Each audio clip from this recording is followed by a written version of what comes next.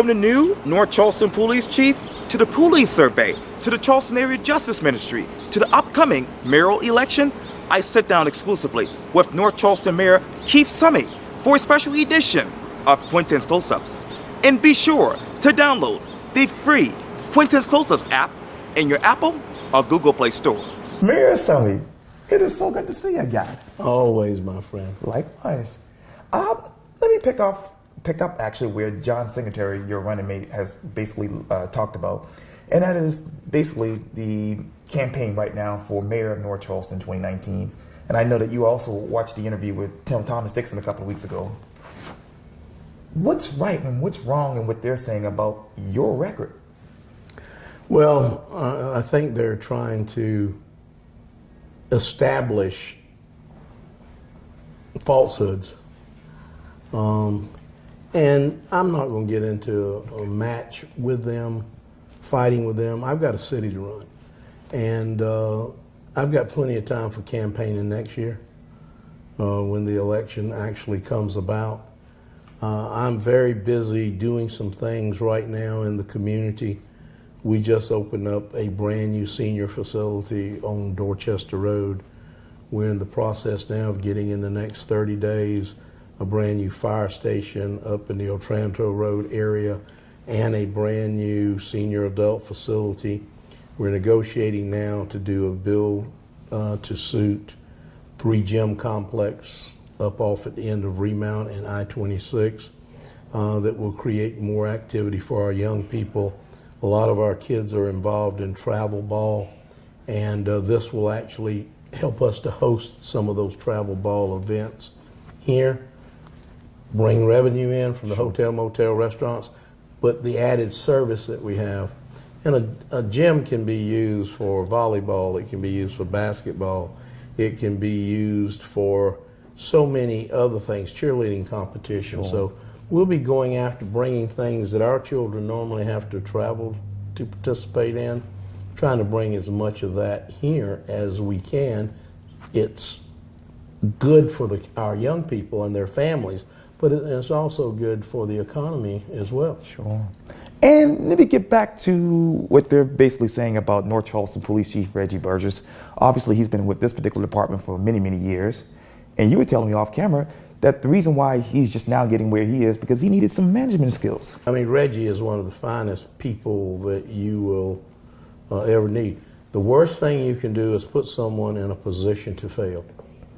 And so Reggie has been working with us and us working with him to prepare him for the day he could become the police chief in the city of North Charleston.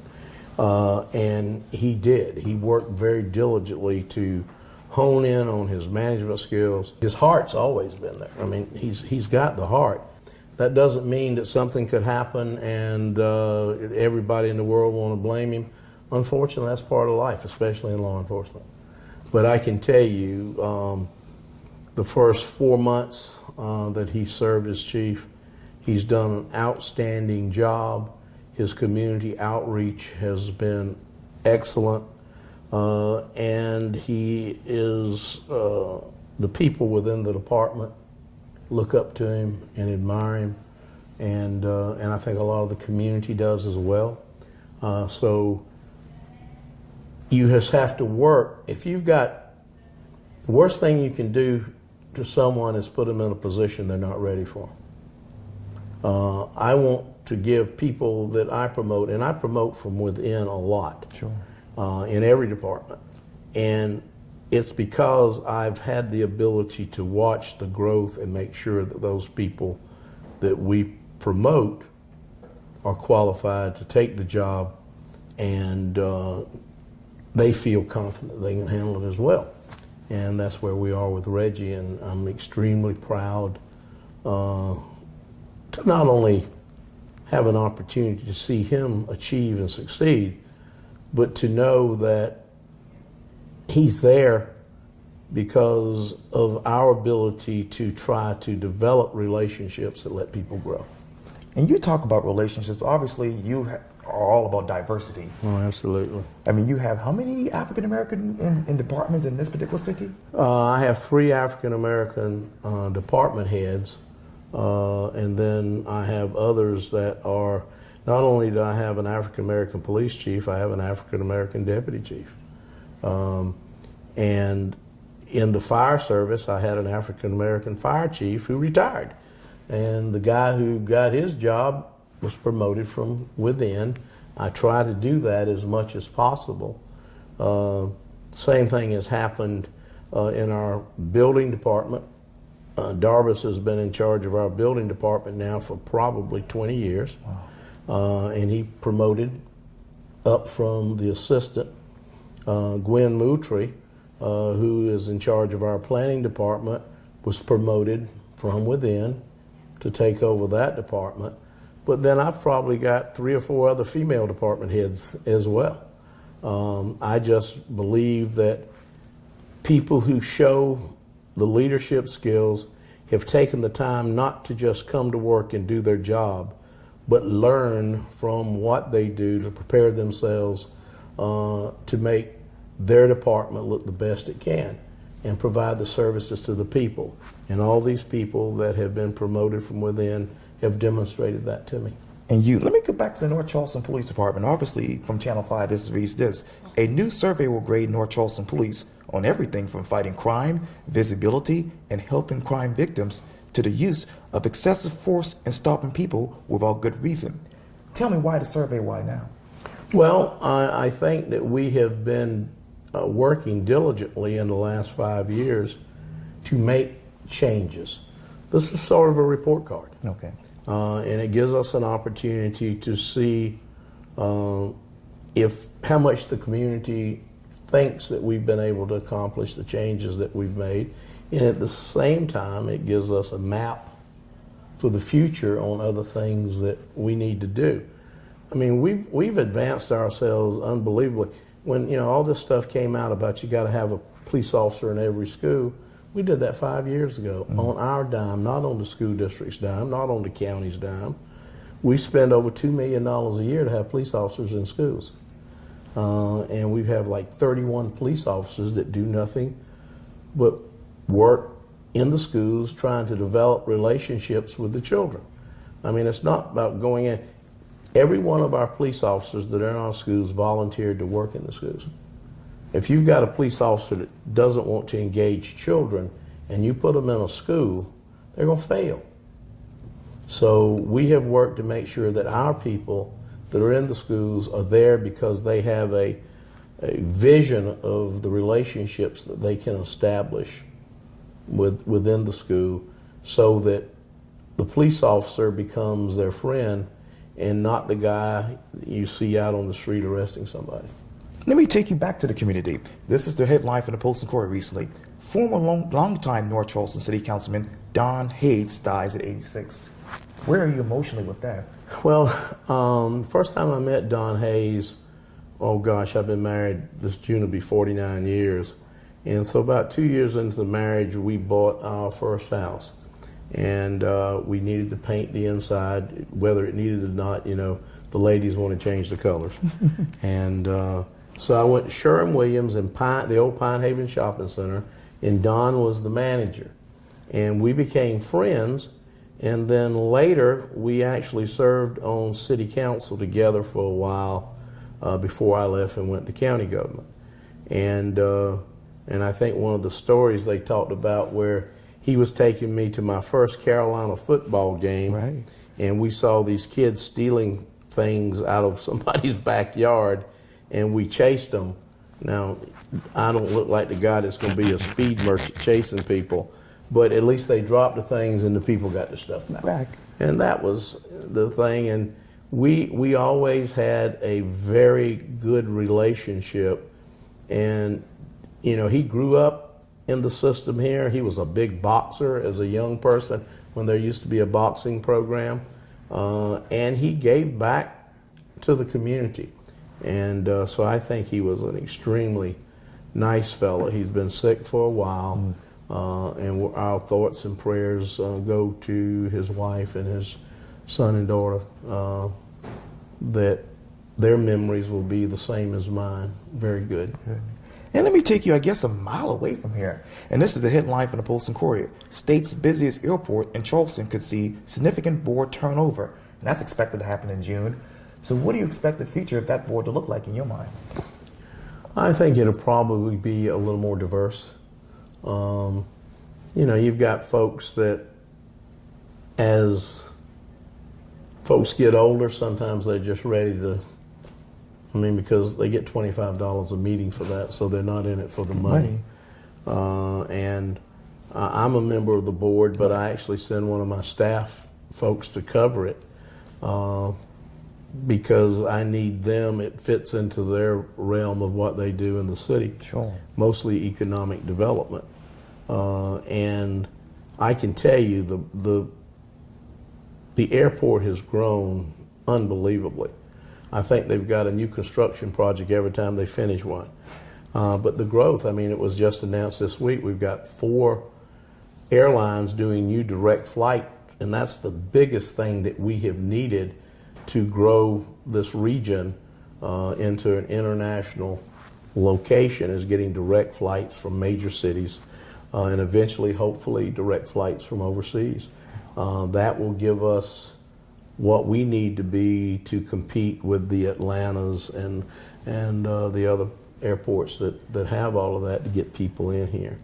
We're seeing an astronomical growth of smaller privately owned airplanes coming into the area, to the point that I think the 2 outside airports, both on Johns Island and in Mount Pleasant, are going to grow as well.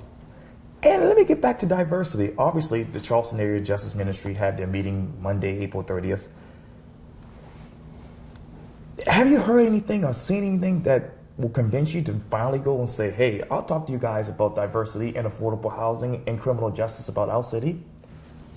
Well, it's very difficult to sit down and create a relationship with people that come in and make demands instead of coming to talk with you about what you see the needs.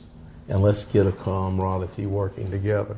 And I think that's the biggest issue they have, and I think you'll find that with most of the leadership within the community. And I know while there are people that are opposed to me will try to use that against me, I stand behind the fact. They're talking about creating affordable housing at $900 a month. Well, $900 a month will buy you a $175,000 house. And there are plenty of $175,000 houses out there.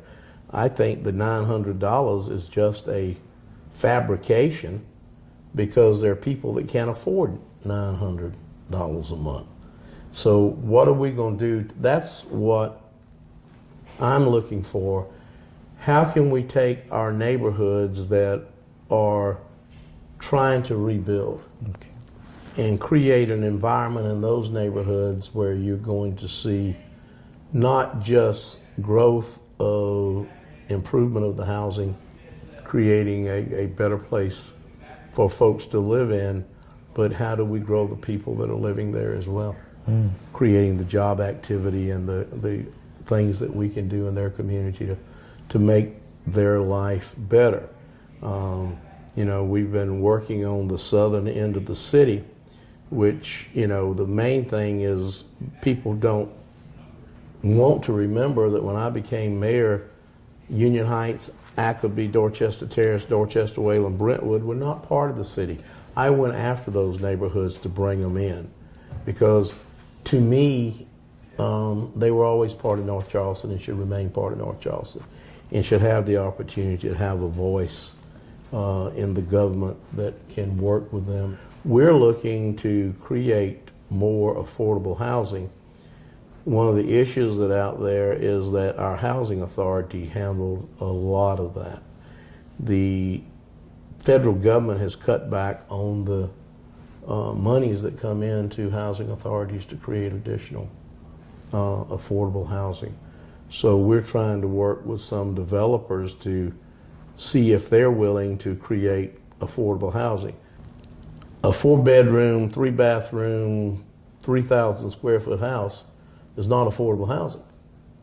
Affordable housing can be a new structure that is built to all the quality standards, that's going to be very efficient in operating budget, but it's going to be a 3-bedroom, bath and a half, 1,200 square foot home. Those fall within, those guidelines. But I grew up in a 2-bedroom, 1-bath, living room, dining room, kitchen in Windsor Place, which is right part of Union Heights. And that was more than affordable housing back then. It was up above probably the entry level into housing. What we've got to do is make sure we create that type of housing that people can not only afford to buy and live in, but afford to maintain, and that they're built to the position that your utility bills are going to be fair and reasonable. And then we've got to get folks ready to understand the roles. One of the things that we've got right now is a lot of young people today don't want to own a house. They want to rent because they don't want the responsibilities. And as they get older and they're wanting to start a family, then they look at ownership more. And that's why we've had so many apartments built all over the Tri-County area. Right. And none of those, it's not unusual to see $1,000 to $1,500 a month for those apartments. But it's a style of living that some people choose. I don't want my neighbors that close. So I want to be able to walk around my house. But what we've got to do is create that balance and find areas that we can do that in where people are going to want to live and raise their families. Describe to me the following one word: annexation.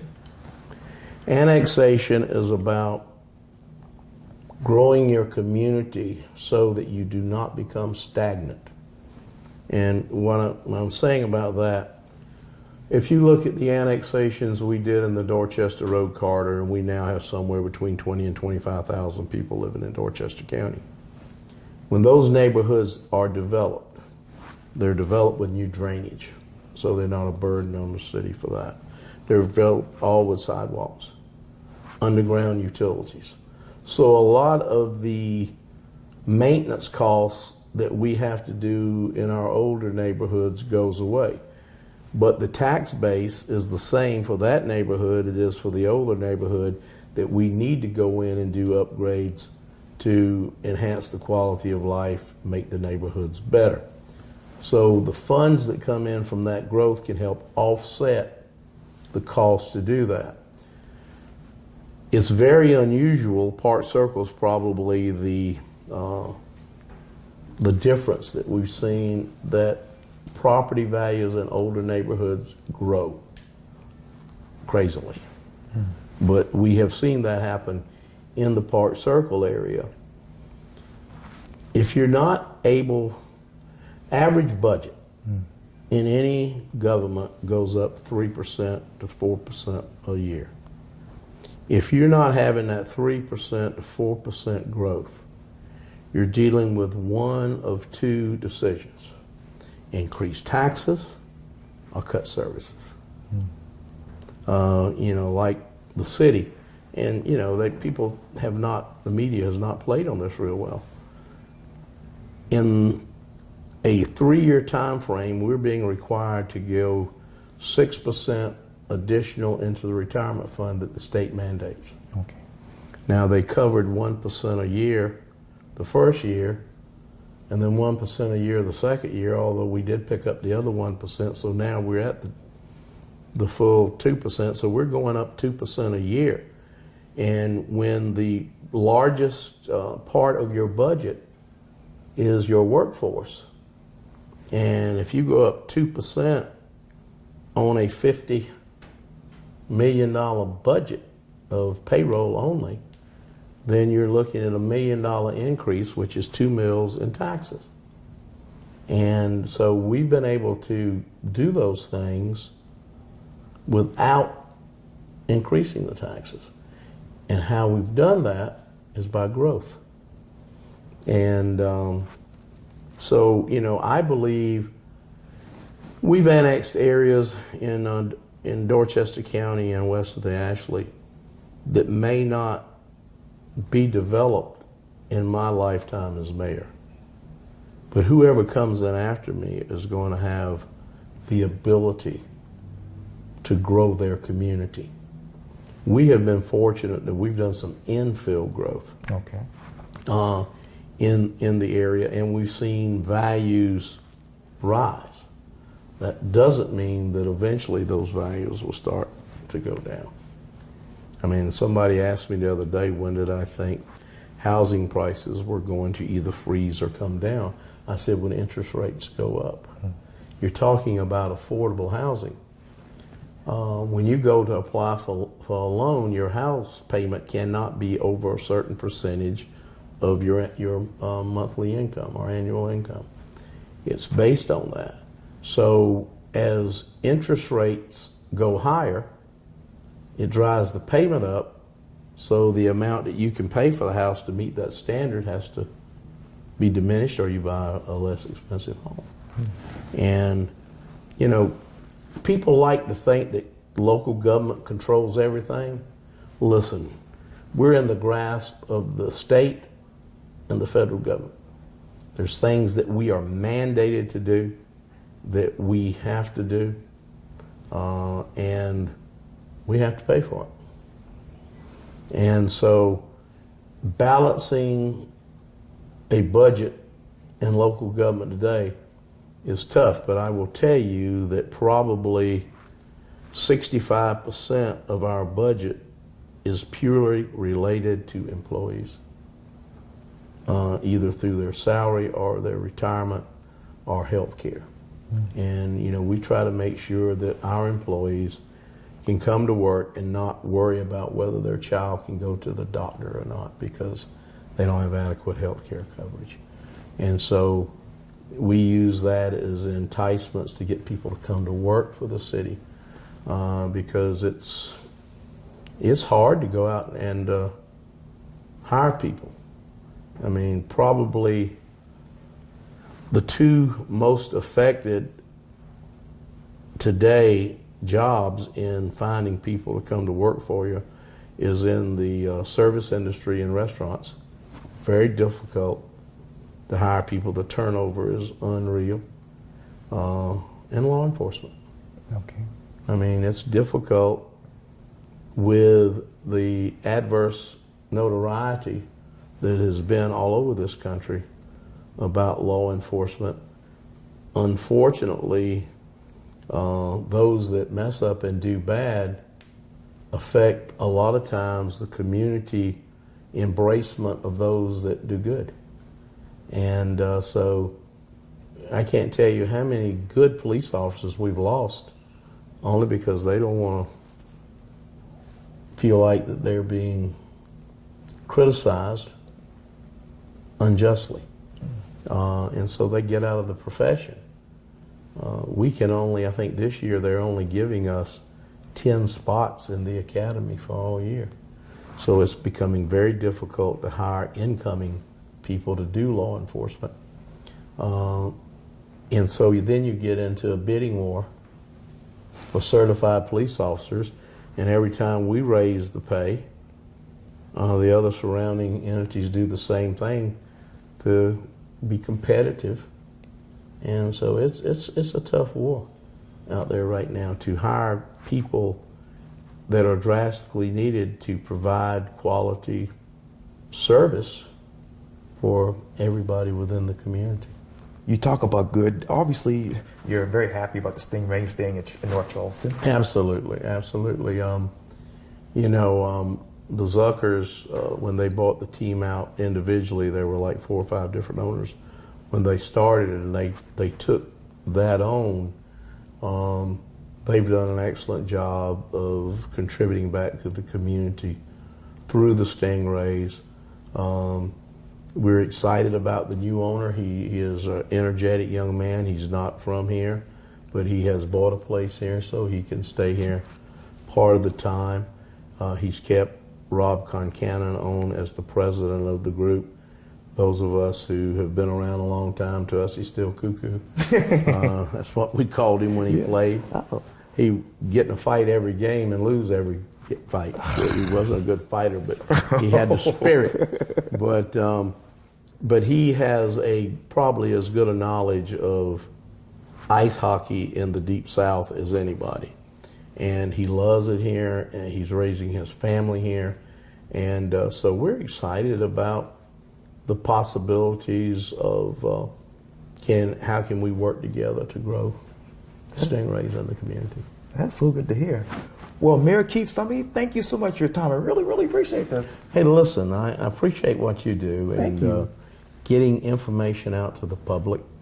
And everybody has a right to hear everything that's said. Sure. Everybody has the freedom of speech. Right.